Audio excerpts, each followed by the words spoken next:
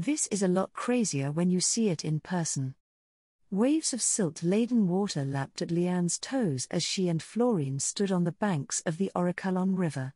It was already the largest river she had ever seen in her life the last time they visited the Draconic Kingdom. Now, one could be convinced that it wasn't a river at all. The northern shore had disappeared somewhere beyond the horizon and the floodwaters had turned the city into an island. Fortunately for Orichalon citizens, there were plenty of unoccupied bits of high ground to live on. Pip. She eyed the bird-like demi-human perched on her friend's head. What was it even doing there? Had Florine somehow turned it into a pet? Maybe it was the other way around. Pip. Leanne reached for the demi-human's tail, which hung parallel to Florine's long, golden hair. Without warning, its head turned 180 degrees to attack her hand. Yow! Florine rounded on her with a cross look. The beastman cub in her arms reached out to try and swat Leanne. Leanne. What? Your stupid pecker pecked me. His name is Leolio, Florine told her. You must have done something to disturb him. Pip. How could you take his side just like that?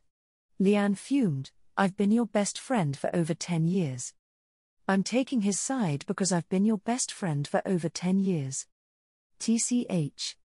Clara appeared at the railing of one of the barges moored nearby. What is going on down there? Nothing, Leanne said. How's our boat looking?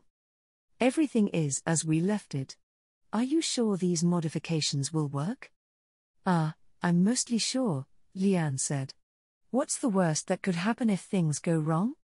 The modifications in question were combining 4 barge hulls into a super barge that would serve as a spacious passenger ship. The vessel had 4 modest suites, 4 dozen cabins, and a kitchen below decks. A common area had been created out of the main deck, which came complete with furnishings for a variety of races. How's everyone settling in? Leanne asked. How should I know? Clara answered with a sigh. I have no idea what settled in looks like for them. It would be better if the 2 of you oversaw things. That would defeat the purpose of the whole exercise, Florine said. Both Leanne and Florine had been raised in houses with substantial connections to the East, so they had plenty of experience around non-humans, mostly people in Carnissus, while growing up. Clara's house, on the other hand, primarily dealt with merchants from the slain theocracy. Their respective experiences shaped their behavior around non-humans, and the theocracy's stance on them was not very generous, to put it mildly. That wasn't to say that Clara was overtly hostile to non-humans, but her associates' fearful sentiments had rubbed off on her. To remedy that, everyone agreed that she should oversee the delegation's day-to-day operations. I cannot even tell one goblin from another, Clara said. Or one orc from another, for that matter. This is bound to end in catastrophe. There's no need to be so dramatic, Leanne said. It ain't as if the ship will fall apart. You only say that because you have not seen what they are doing in there. Wait, what are they? Countess Wagner. Leanne turned to find a familiar figure approaching them, flanked by a pair of palace guards. She broke out into a wide grin. Oh, if it isn't Caio. Long time no see. The handsome young nobleman answered with a grin of his own. He strolled over to greet them with a polite bow. Not too long, I think, he said. Countess Corlin, Baroness Gonnier, it gladdens my heart to see everyone back in Orichalon. It is a joy to return to the Draconic Kingdom, Count Caio, Clara said, switching smoothly to Low Draconic. I take it that you've already come across Baroness Saradnik? That I did, my lady, Count Caio glanced over his shoulder. Though I'm not sure what it was that I was seeing. She was glaring at the gate to the city proper, scaring everyone away. Ah, Leanne said, that's because she was bitten by the guilds. How terrible, the young nobleman's voice grew grave. Will she be all right? She's day-to-day, Leanne replied. If we don't get her back to the wilderness soon, she might shrivel up and die. Leanne jumped as Florine poked her in the ribs. Baroness Zaradnik will be fine, she said. Her territory is entirely self-sufficient. That must be nice, Count Kaio sighed. With so much to settle right here, the guilds have us at their mercy in the areas where their members are needed. We sometimes petition Her Majesty to do something about them, but she only smiles and tells us that adversity builds character. Isn't Her Majesty worried that they'll become too powerful? I doubt it. Even at their worst, the guilds here aren't even remotely as bad as they are further along the Cerulean Way. If they approached that level of dominance, the guild's own members would turn on them out of their adoration for our queen. It wasn't the first time that Liane wondered whether they put something in the food. Of course, she knew it probably had something to do with the levels that Lady Shaltir sometimes spoke with them about. The real question was whether other societies were aware of levels and what they could do with them. Queen Auricula certainly seemed to, even if her subjects didn't. Since you're here, Count Kaio, Clara said as she joined them, I take it that Her Majesty is ready to receive us. Indeed, Lady Corlin, Count Kaio replied with a nod and a sweep of his arm. Please, this way. The two guards fell into step behind them as the young nobleman led them to the gate connecting the Sorceress Kingdom's exclave to the Palace District. Its cobblestone streets and overgrown estates had been cleaned up since they were last in the city, and it looked like the citizens in the lower districts had moved in to escape the floodwaters. Marbled plazas had become bustling marketplaces while the green spaces all around them had been converted into cargo lots. I had expected the Minister of Foreign Affairs to receive us, Clara said. Her Excellency isn't in the city at the moment, Count Kaio said. I'm afraid you'll find many members of our royal court absent. We had just finished resettling the lower reach when the river unexpectedly decided to keep rising after the deluge. Many of our nobles have lost their lands and are busy resettling the resettled population. I guess it's a good thing that you guys have plenty of room these days, Liane said. Count Kaio smiled slightly in response.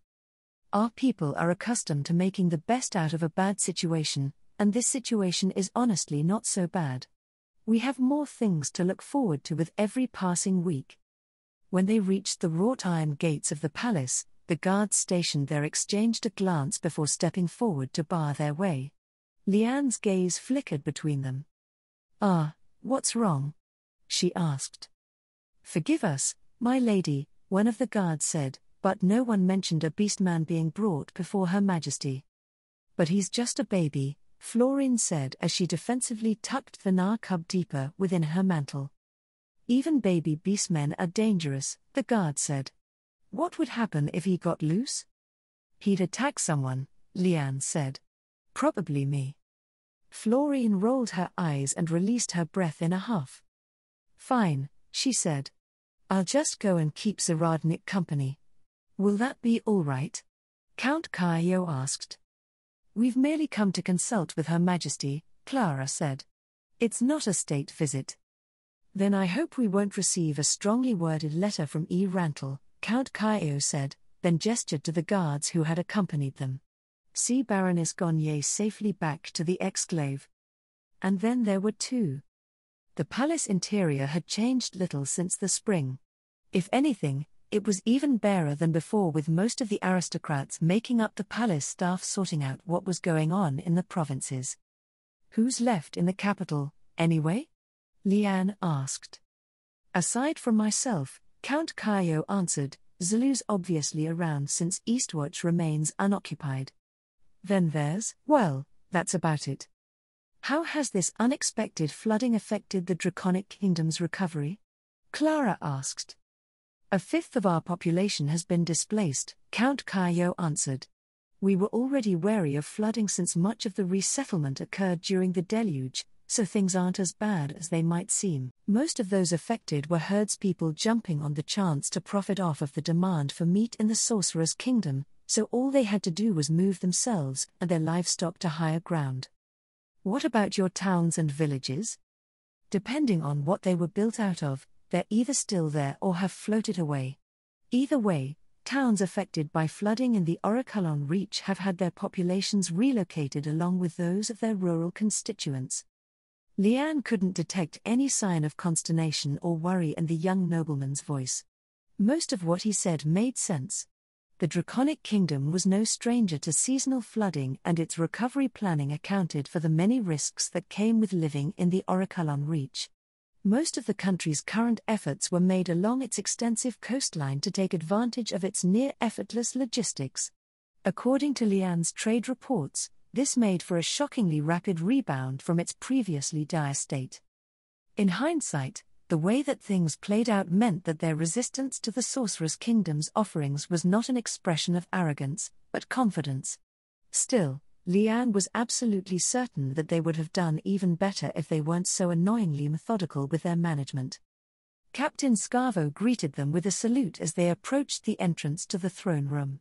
He went to announce their arrival, but then quickly closed the doors as opening them revealed the black-scaled Dragon Lord with her head tilted back, emptying the remaining drops of a dark bottle into her wide-open mouth. When the door was next opened, the Queen of the Draconic Kingdom sat primly upon her throne, awaiting their entrance with a dignified bearing. The bottle was nowhere to be seen. "Countess Corlin, Countess Wagner, welcome back to the Draconic Kingdom." As if to match her slightly more mature figure, Draudilin's voice was a bit lower than when they had last spoken with her. Leanne eyed the young queen's developing curves critically, wondering how long it would be before they surpassed hers. "When I become a heteromorph, I better be able to change my shape." "Thank you for your warm welcome, Your Majesty," Clara said as she and Leanne curtsied in return. "I hope we haven't come at a bad time." "Not at all," the Queen said. "We were just sitting here waiting for Orichalon to float off into the sea. And we doubt you would do anything to waste our time." "Can it do that, Your Majesty?" Leanne asked. "We thought about making it so," the Queen answered, "but we do not have enough power at the moment. So, what brings you to us? We assume that you're not here to escape your winter weather." "There has been a fortuitous turn of events," Clara replied. "At least from the Sorceress Kingdom's perspective, the flooding of the Orichalon River has become a widespread crisis for the beastmen of Roland Gork. Earlier this week, a representative from one of their clans arrived at Castle Corlin to see if we could do anything to help her people." Queen Auricula sent a look to where Count Zelu stood to one side. The newly minted marshal shook his head in response. "We haven't received any reports of beastmen traveling through our lands," Count Zelu said. "Did they arrive through the Empire?"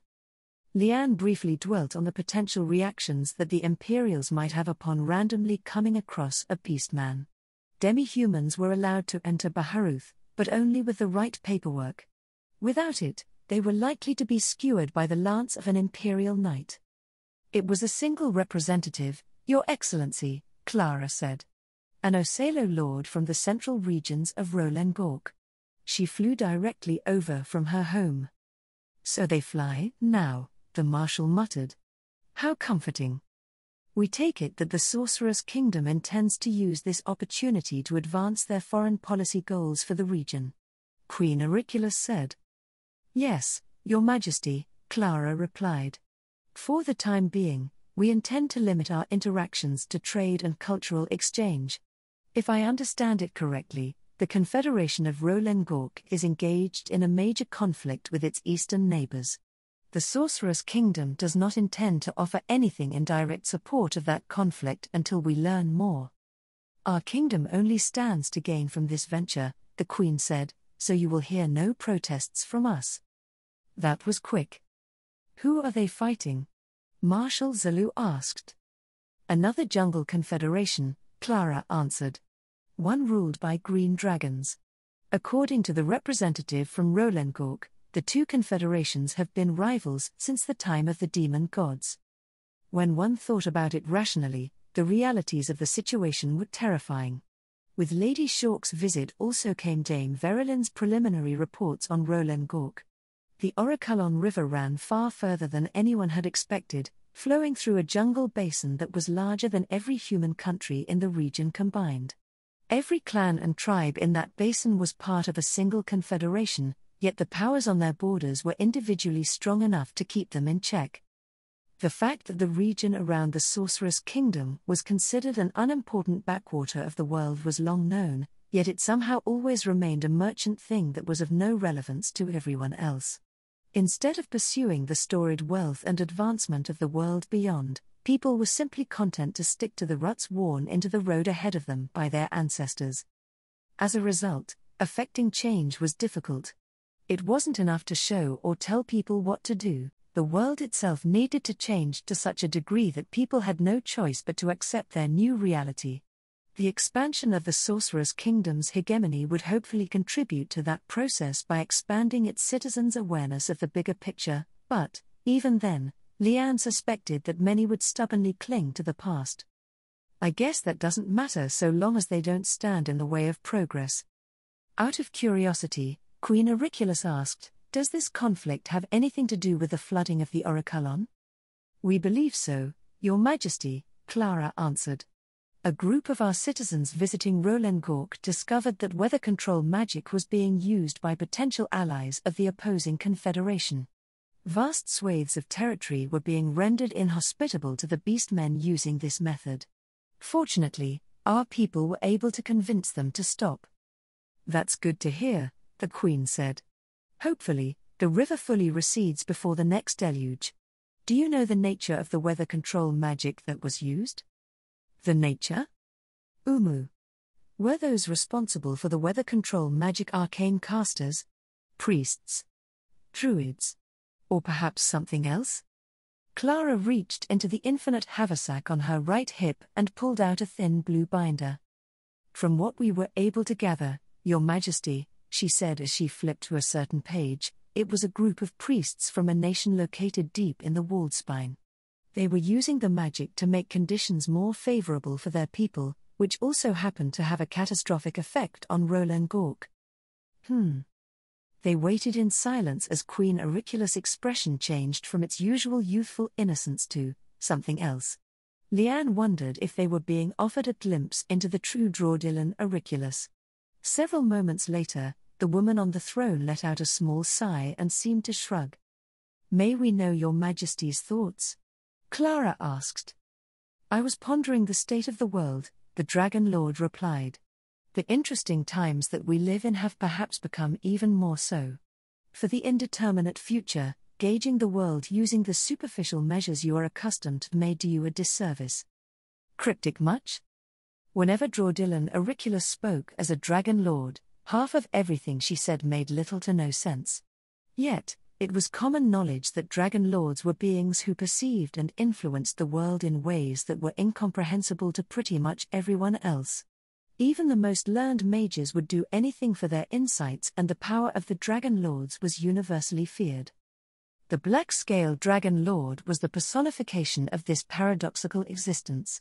She had demonstrated the power to wipe out the beastmen who preyed on her subjects at any point of her choosing, yet she had not done so for nonsensical reasons. Then, in the end, she did it under some equally nonsensical justification. A part of Leanne suspected that she did it to temper the Sorceress Kingdom's ambitions when it came to her lands. "The two of you look lost," the Queen smiled slightly. "That might be one way to put it, Your Majesty," Leanne replied. Queen Auriculus hopped to her feet. "Let's take a walk," she said. "Your Majesty," Marshal Zalou said, "this is highly irregular." "My butt is becoming irregular from sitting all morning on this torture device everyone calls a throne," the Dragon Lord snapped, then turned toward the open balcony behind the throne. "I heard that you brought a variety of representatives from the Sorceress Kingdom with you." Without waiting for a response, the Queen made her way down a ramp that wasn't there the last time Leanne had been in Orichalon Palace. The wooden walkway hugged the sheer cliffs towering over the river, eventually leading to a set of platforms that disappeared into the swirling waters below. A set of chairs was arranged on the lowest platform that wasn't submerged, forming a loose semicircle facing the river. "What's this place?" Leanne asked. "Our water court," Queen Auriculus answered. "The temporary one, at any rate. The official one will be in the new city being constructed south of here." "Has the Draconic Kingdom already incorporated the aquatic tribes into its government?" Clara asked. "It depends on what you mean by incorporated," the Queen answered. "Practically speaking, Our long-standing relationship with the aquatic tribes has long helped us develop a mutual understanding, while the treaties we held with them act as a legal foundation going forward. For the time being, they conduct themselves as they always have. What the Draconic Kingdom becomes in the future is a matter of time and careful cultivation. Does Your Majesty mean to say that the Draconic Kingdom has been planning this all along? Lian asked. If consistently acting in good faith and treating people with basic decency is a plan, then we suppose so. The fact that we have disassociated ourselves from the slain theocracy also makes things a bit easier. The latter part, at least, was perfectly understandable. Lian imagined that any demi-human tribe familiar with the theocracy would be wary about getting too close to a country under its thumb. She glanced at Clara to see how she reacted to the Queen's words, but her friend seemed unbothered. Have any merchants from the theocracy appeared since the end of the invasion? Clara asked. No, the Queen said, but their ships will no doubt appear at some point, complete with government spies amongst their crews. It will be interesting to see how they react to the sight of undead guarding the ports. They continued on their way, following the boardwalk to where it ended atop the wall of the Sorcerer's Kingdom's exclave. From their vantage, Lian spotted Florine, Ludmilla, and Nemel standing at the hilltop grove with Zhu Shiru and a handful of the delegation's representatives. The three noblewomen turned to make their greetings as the Queen approached, then froze when she closed far faster than expected. When Queen Auriculus took the Narcub's paws in her hands, Marshal Zelu, Captain Scavo, and the pack of guards that had followed them from the throne room exploded into a panic. Zhu Shiru let out a frightened squeak and curled tightly into a ball. They are so cute when they're not yet big enough to eat your face, the Queen cooed as her fingers squished the pads of the cub's paws. Is he a beastman from the Sorcerer's Kingdom? No, Your Majesty, Florine answered. He was left behind when we drove the invaders out of Corin on the lake. So you mean to return him to his people as a gesture of goodwill? Queen Auriculus gave Florine an appraising look. We always thought you were a shrewd diplomat. That wasn't the intention at all, Your Majesty. Florine put on a scandalized look. I just couldn't bear the thought of leaving him uncared for. This is also a good attitude to have, the Queen told her. Many races care for their young, so it can be a point of common empathy that one may leverage to build friendly relations. The Narcub yawned. Marshal Zelu yanked Queen Auriculus away. Clara cleared her throat. Your Majesty, she said, I don't believe you've met Miss Gran before. She's a scion from the Empire who recently moved to the Sorcerer's Kingdom to work as a seneschal. Nemel lowered herself into a curtsy. It is a pleasure to make your acquaintance, Your Majesty. Umu. And who is this fellow curtsying beside you? This is Nob, Nemel replied. He's a part of the Goblin Company that came with me. I have no idea why he's curtsying. Nob said. This is Zhu Shiru. Clara gestured to the ball of fur on the dirt beside Nob. I'm not sure if you've met him before, but he is a Quagoa merchant from Rantel who has been trading with the Draconic Kingdom for a few months now. They waited in awkward silence for several moments, but the ball of fur didn't stir. It took a few more minutes to introduce the rest of the delegation members present, after which Queen Auriculus made a beeline back to the Narcub cradled in Florine's arms. Marshal Zelu intercepted the Queen and guided her to a nearby boulder. If I'm not mistaken, Clara said, Your Majesty meant to share something with us. Something about gauging the world using superficial measures? Ah, yes, Queen Auriculus said. Keep in mind that this is not a recommendation that we make as a queen, but something that I deem appropriate to inform you of as a dragon lord. Those fellows that you mentioned who are responsible for the flooding of the Oraculon may be more than they seem to be. Our information suggests that they control territory that may be even more expansive than Roland Gork, Clara said. That wasn't what I meant. This may sound strange, but the priests that you mentioned may be doing the bidding of a god. Aren't all priests agents of the divine? Not necessarily, Queen Auriculus said. Trying to explain this to mortals is rather difficult, perhaps being more vague would help. In our world, there is magic, then there is magic, and then there is magic. I'm already lost, Leanne said. Clara elbowed her in the ribs. The black-scaled dragon lord scratched her head. The magic that the people of the present are most familiar with is tear magic, Queen Auricula said. It is highly structured and well-defined, making it expedient and efficient to use. However, this also makes it inflexible and simplistic. None of that matters to most, however, as tear magic is the only magic that they have access to anyway. Older than tear magic is something we only see the vestiges of today. They function more like abilities than conventionally cast magic, and there is always a cost associated with their use. A sacrifice. Blood in exchange for power. Bits of this and that for good fortune. That sort of thing? Finally, there is the magic that has existed since the birth of the world. It would be more accurate to call it primeval mana and its purposeful manipulation by certain beings as magic.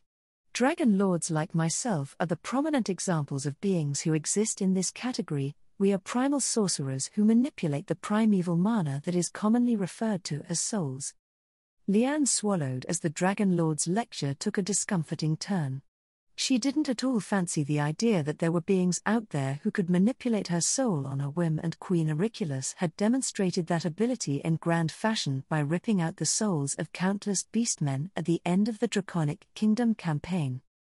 What does this have to do with these priests and their god? Clara asked. Souls are not the only mana, Queen Auricula replied. There is also elemental mana, as well as the mana of life and death that can be felt as concentrations of positive and negative energy in various places. You see, the centuries-long chain of processes and events that led to the state of our present reality had some side effects. Depending on how one looks at it, certain barriers were weakened or various connections were strengthened or created, giving ways for the primeval mana of our world to exert itself in ways that weren't possible before. For instance, elementals and undead only started appearing relatively recently. So what Your Majesty is describing has also resulted in the manifestation of a god? Ludmilla asked, and this god is, in reality, the manifestation of a phenomenal concentration of primeval mana, so, like, a big elemental? Leanne said. The black-scaled dragon lord nodded. Though it might seem special, it is actually inevitable given the current state of the world. What is interesting here is that this particular being has mortal agents doing its bidding, an entire nation, if your information is accurate. You will be able to figure out what you are facing, assuming that you plan on doing something about it, well in advance by observing the activities of the priests working for it. In other words, Nemel murmured, if this country is freezing everything as it expands, it's doing the work of an ice elemental? Exactly, the Dragon Lord smiled. You catch on quickly for an imperial. They usually try to force everything to conform to what they think the world should be like. Nemel's gaze fastened to the toes of her boots. It's mostly because something like that is happening close to my home, Your Majesty. The frost dragon that I work for froze half of the mountain, and now all sorts of icy things are popping up that weren't there before. It wouldn't make any sense to the average imperial citizen. Wait, does that mean Dame Verilyn is a god? A dragon is a dragon, the Dragon Lord said. In fact, most powerful dragons consider themselves to be above these gods. They are usually not wrong. Oh. Leanne couldn't tell whether the young noblewoman was relieved or terrified by Queen Auricula's answer. For her part, Leanne was still trying to wrap her head around the idea that there were gods and things above gods. Standing on her boulder, Queen Auricula put on a satisfied look. Well, now that I have left everyone thoroughly confused, she said as she hopped back onto the ground, I will leave you to ponder your place in existence. Don't think too hard about it. Hey, you all right, Nemel? You're looking kinda crazy sitting in your little corner there. Whatever do you mean, my lady? The sound of mad scribbling nearly drowned out the Imperial Scion's absent-minded reply. Leanne eyed her warily from what was probably a safe distance.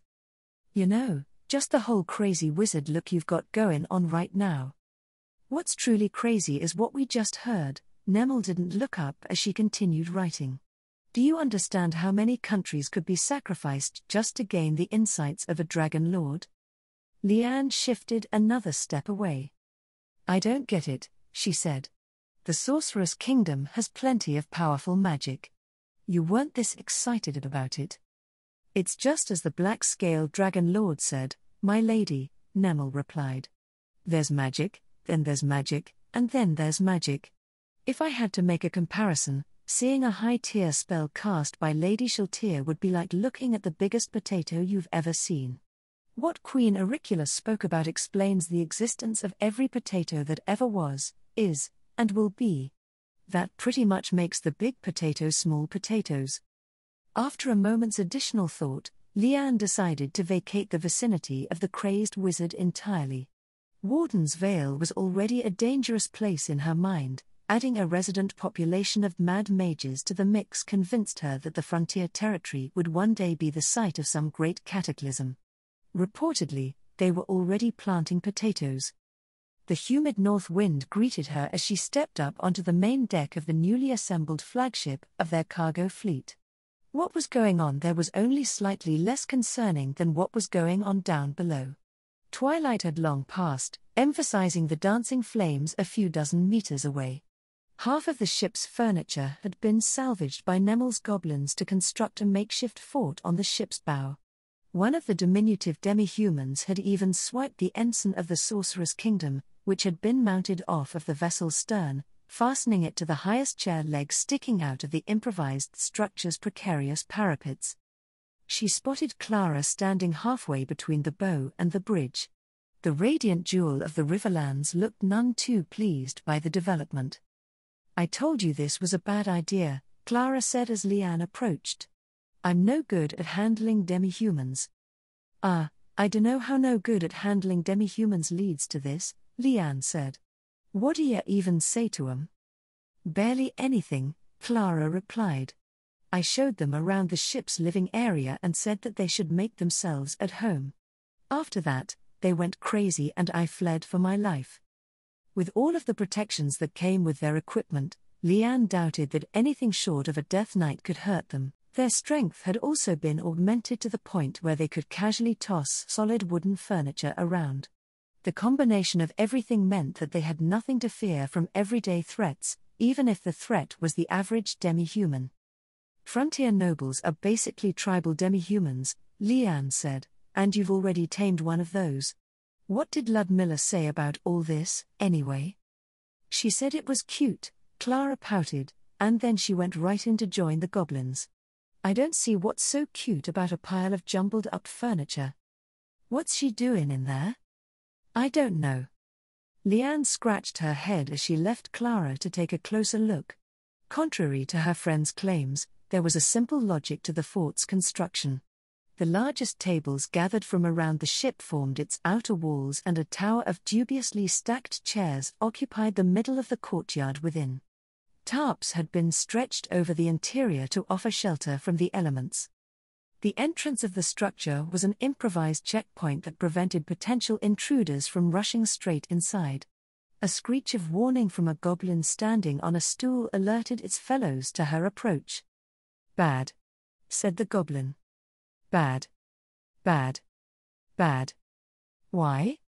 Amidst the sound of shrieking goblins and the clash of spears against shields, the dull thud of heavy footsteps sounded from within the fort.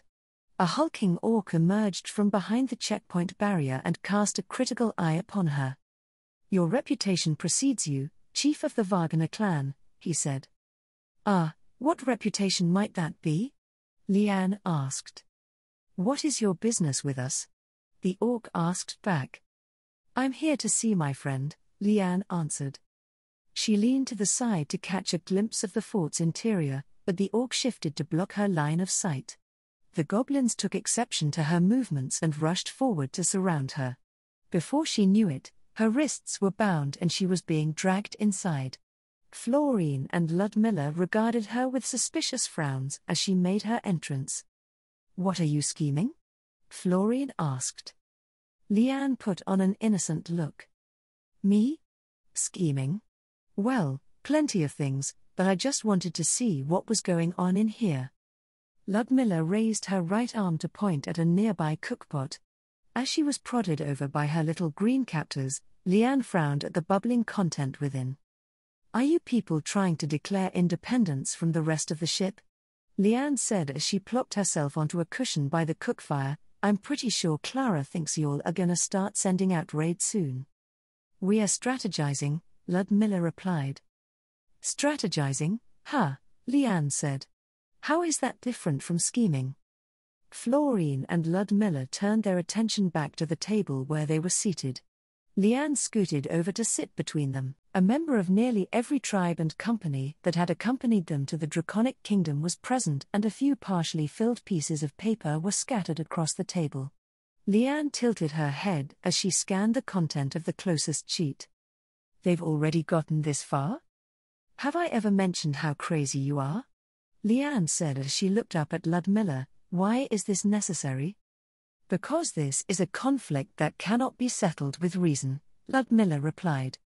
"The guilds have enjoyed their position and all that it entails for far too long. One could say that they cannot imagine an existence without their system.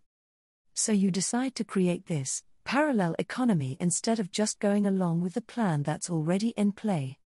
"The plan already in play is too slow," Ludmilla told her.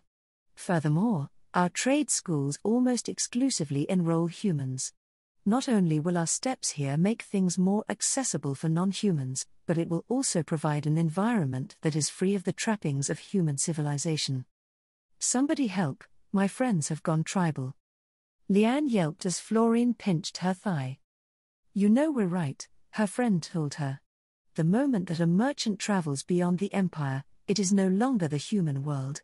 While they may claim to have international affiliations, the guilds of each region mostly adhere to local customs and most of their members never leave their respective towns and cities.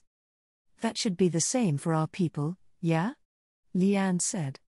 "Yes, but expecting everyone to follow the customs of an insular, monoracial society is unreasonable. Our national policy plainly states what the goal is in that regard. How can they be so confident in creating something we have next to no experience with?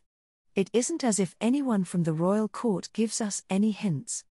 For the most part, the royal court tended to one-sidedly issue directives and expected them to be carried out.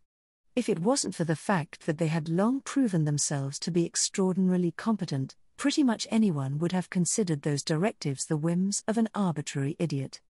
Florine had the most exposure to multiracial societies, but that experience was still insufficient to claim any sort of expertise.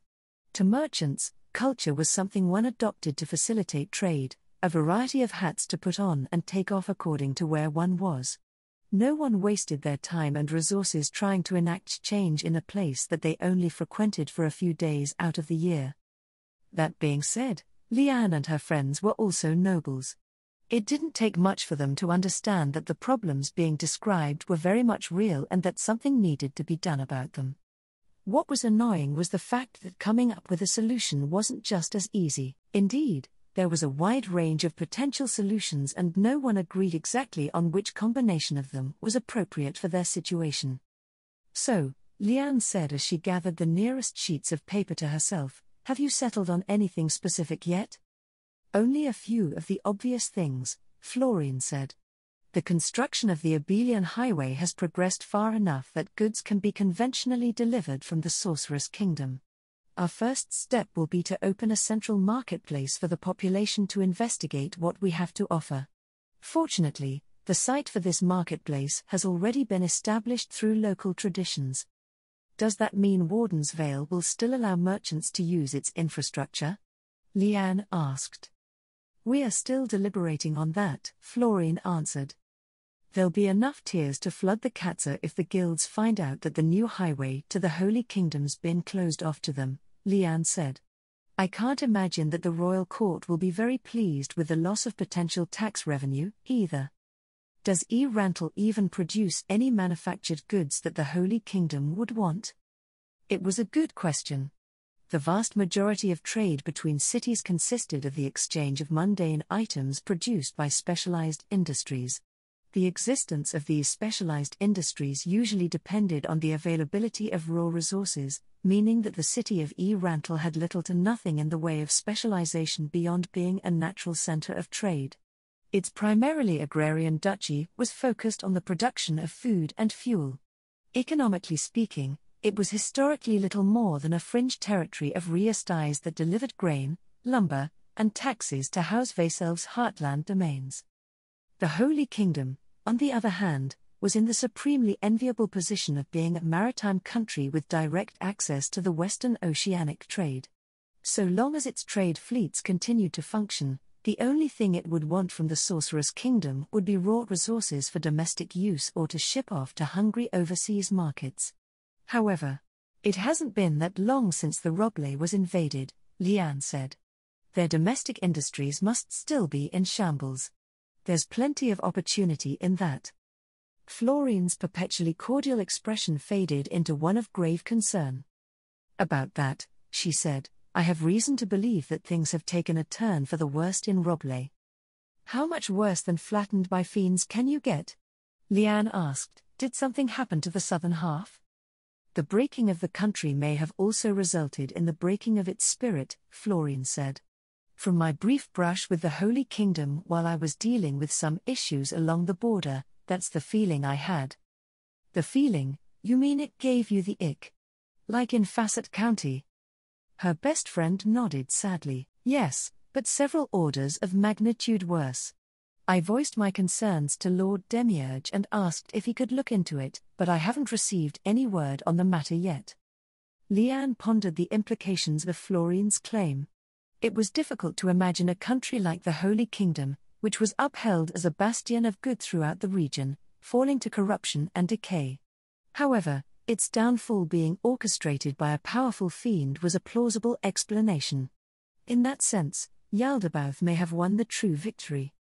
Either way, Liane said, it represents an opportunity for us, doesn't it? If the Holy Kingdom is still trying to recover, we can sell them all the help that they want. If the country's fallen to pieces, we can sell its people the security and stability that they need. It's an all-around win. I wonder if it will be as simple as you assert, Ludmilla said. What do you mean? I came across a girl from Roble in Warden's Vale. It's been so busy recently that I forgot about her. Why are you shifting away? I'm not, Liane said. She flinched as Ludmilla smiled and rested a hand on her shoulder. What do you know about her? Confess. Why you're not my prize, oh. Stop. What are you doing to me? The violent woman released her grip. The feeling of wrongness in her shoulder subsided. She gingerly checked her shoulder for injuries, but found no trace of any. So, Ludmilla said, who is she? She's Liam's, Liane sniffled. Liam's? Liam's wife. What? Everybody in the fort jumped at the frontier noble's sudden outburst. Liane tried to take shelter behind Florine, but got pecked on the forehead for her trouble. Liam is far too young to have a wife, Ludmilla fumed. Who ordained their marriage? Who knows? Liane said, all I know is that your temple buddies found her with Liam in Rantel while you were away and brought them to Clara. Ludmilla's glare went past Liane's shoulder, threatening to bore a hole through the fort's wall. A few moments later, Clara came rushing in. I intended to speak with you about it when we finally had some time to ourselves, Clara said. We can speak about it right now, Ludmilla said. Just what in the world did this girl do to Liam? Clara went over to sit beside Ludmilla, taking one of her hands in a calming gesture. According to Liam, she was a part of his cover when he was on assignment in the Holy Kingdom. He was unsuccessful at shaking her off on his way out, so he ended up bringing her back with him. Florine visibly brightened. Oh, so Lord Demiurge did manage to look into my report.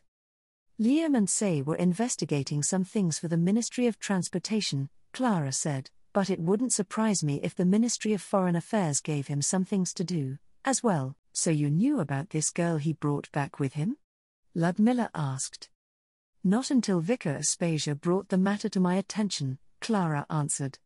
After looking into the girl, It seems that Liam found a workshop in the city that would help her make a new life for herself in the Sorcerer's Kingdom. Then what's this about Liam being her husband? From what I can tell, it's a one-sided thing. Do you honestly think that Liam would get himself involved with random women wherever he goes? Lady Wagner? Whoa. Huh? Who? It's me, Liam. Sorry to message you so suddenly. No problem. Actually, you've got pretty good timing. Huh? Nothing. What do you need? I need some help with my assignment. Your assignment, that assessment thingy up and down the Eastern Marches? Yeah, that. Well, sort of. To be honest, it's gotten complicated. What kinda complicated? You see, there's this girl. Leanne perked up on her cushion. It looked like things were getting interesting. Don't you worry, Liam. Your big sis will help you out any way she can. Really? Great. Thank you so much. Spare me your thanks. Let's hear the details. She's a noble woman. The new Countess of Beaumont. This kid's turning out to be a real gourmand. As far as commoners went, Liam's wife from Robley was about as pretty as one could get. Now, he had set his sights on a noblewoman, a countess, no less. Why are you sitting there grinning like an idiot? Florian asked. Leanne wiped the grin off of her face, but it was too late. Everyone at the table was staring at her expectantly. I'm talking to Liam. He asked for help with his new female acquaintance. Ludmilla rose to her feet. An oppressive aura smothered the surroundings and the fort's demi-human defenders fled. Where is he? Her voice was deadly calm. If I tell her, is she gonna fly over and geld the poor guy? Lady Wagner? Hold on a second, I'm trying not to die here. Are you all right? Should I message Lady Shaltier for help? No, it's fine. It's just that Ludmilla just found out about your wife and now you're calling me about this new girl. What? Why did you tell her? I tried to cover for you, but then she touched me. Sorry. I don't have any of the details yet, Leanne said, gimme a minute here. Ludmilla sat back down again, but the oppressive aura didn't subside. Leanne cleared her throat before raising a hand to her ear. Anyways, what sort of help do you need? I found her stuck in her manor. The Eight Fingers guys said that they took her out of the city because she was being a problem, but, as far as I can tell, she's just trying to straighten out House Beaumont's business. It looks like the late Count messed things up big time. I see. What's the play here? The play? She's honestly trying her best to fix things, but she's pretty much on her own here. I just want to help her out.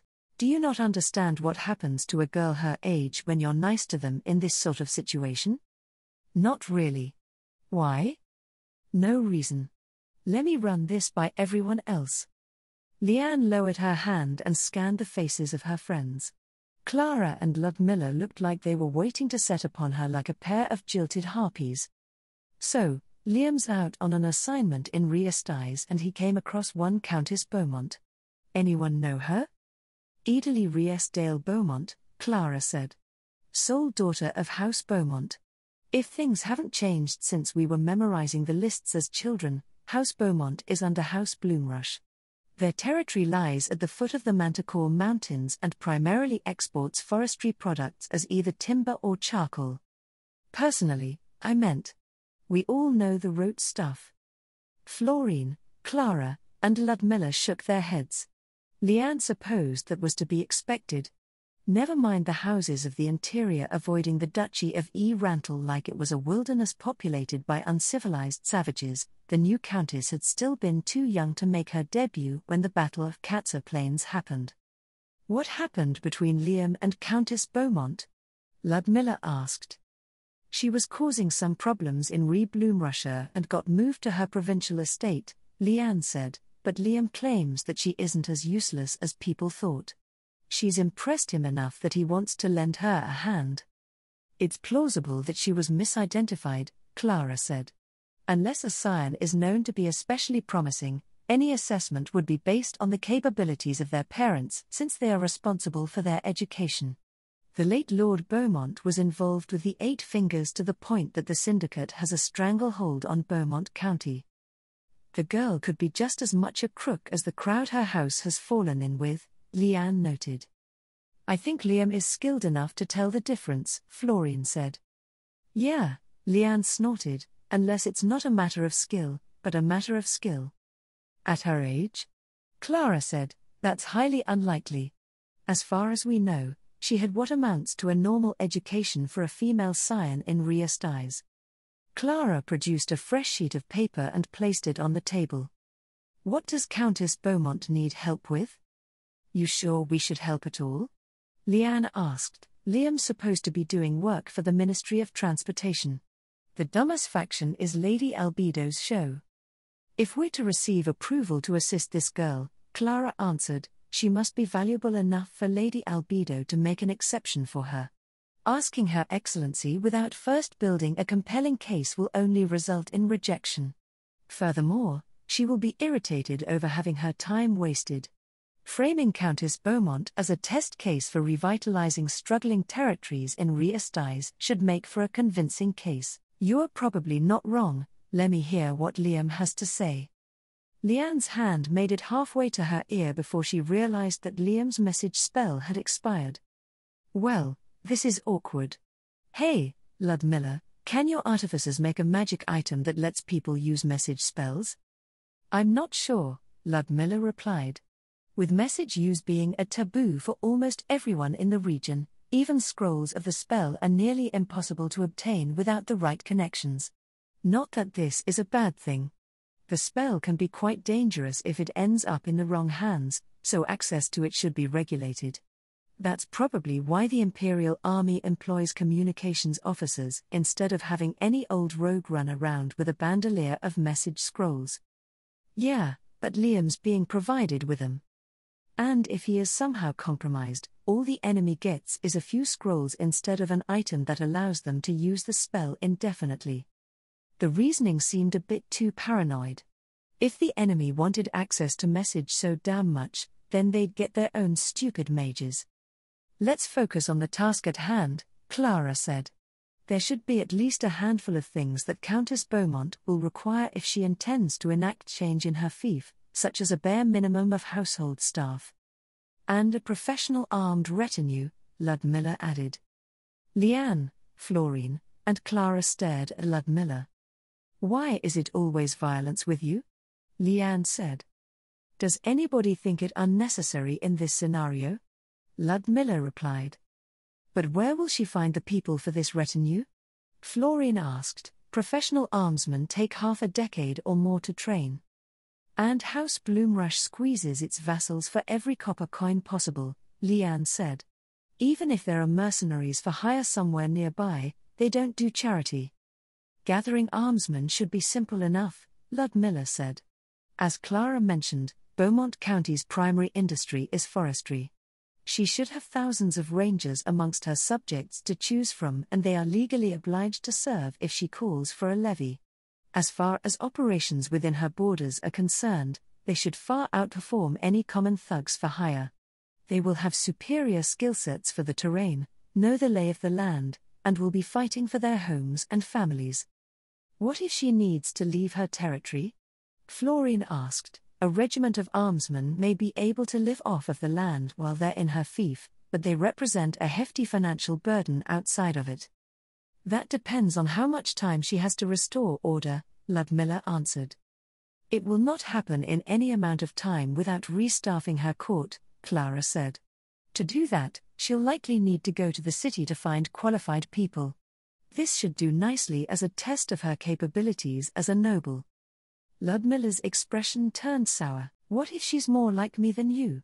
She said, the test will prove nothing that we don't already know about martial nobles in that case. Obtaining a retainer with the required qualifications is expensive, as well. Liam mentioned that she's entirely on her own, Leanne said, so make it super expensive. At least relative to her means. If her administrative apparatus had gone completely kaput, it meant that she wasn't collecting taxes. To collect taxes, she needed a functioning administrative apparatus. Credit and favors might have been an option if Countess Beaumont was a bit older and had the time to forge the relationships that facilitated those sorts of transactions, but that was neither here nor now. Then I guess she has to do it the old-fashioned way, Leanne said. I don't think she's a merchant. Florine said. I meant raiding. All she's got to do is extract some resources from her neighbors. If it can be framed as self-defense, we can even rent out some death knights. His Majesty'll like that. That will probably work, Ludmilla said. Ludmilla. Clara gasped. Most administrators in Riastai's employ adventurers around this time of the year to deal with the wilderness tribes, wild beasts, and other things that come sniffing around for food, Ludmilla said. Over time, death knights are cheaper to employ than adventurers, and any spoils obtained will remain in the hands of Countess Beaumont. The proceeds from the remains of a single marauding manticore should be able to pay for both the undead rental and a handful of administrative staff.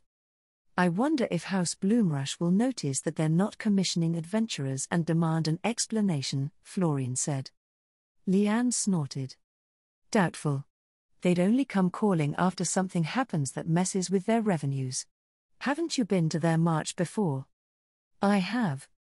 Then you should know exactly what they're like, Leanne said. They are short-term thinkers. Development and investment are things that they expect other people to do for them, and they expect taxes to be delivered on time for the privilege of doing so. I betcha there's even more wilderness than there was before with all the shortages that Riastai's has been. Lady Wagner? Welp, Liam's back. Anything to add to what we got? Lady Albedo may want to add some personal touches, Clara said. Generally speaking, however, this should be good enough to begin with.